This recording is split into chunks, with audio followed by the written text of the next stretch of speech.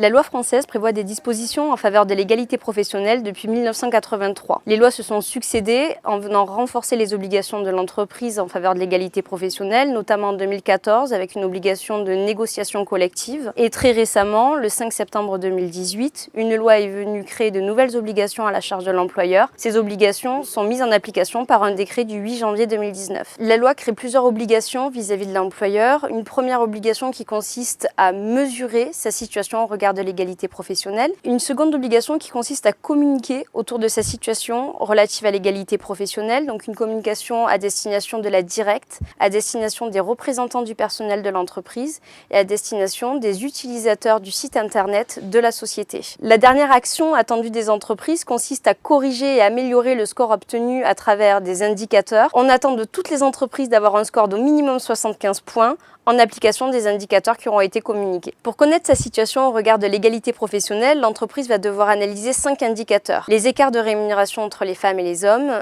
la répartition des augmentations individuelles des femmes et des hommes, la répartition des augmentations des femmes et des hommes, le nombre de femmes qui ont été augmentées au retour de leur congé maternité et la proportion d'hommes et de femmes dans les 10 meilleures rémunérations de la société. La loi prévoit 3 dates de publication du diagnostic en fonction de l'effectif de l'entreprise. Au 1er mars 2019 pour les entreprises de plus de 1000 salariés, au 1er septembre 2019 pour les entreprises entre 250 et 1000 salariés, au 1er mars 2020 pour les entreprises entre 50 et 250 salariés. En cas de non-respect de son obligation au regard de l'égalité professionnelle, c'est-à-dire en cas de non-établissement du diagnostic, de non-publication ou de non-correction si le score obtenu est inférieur à 75 points, l'employeur s'expose à une amende pouvant aller jusqu'à 1% de sa masse salariale.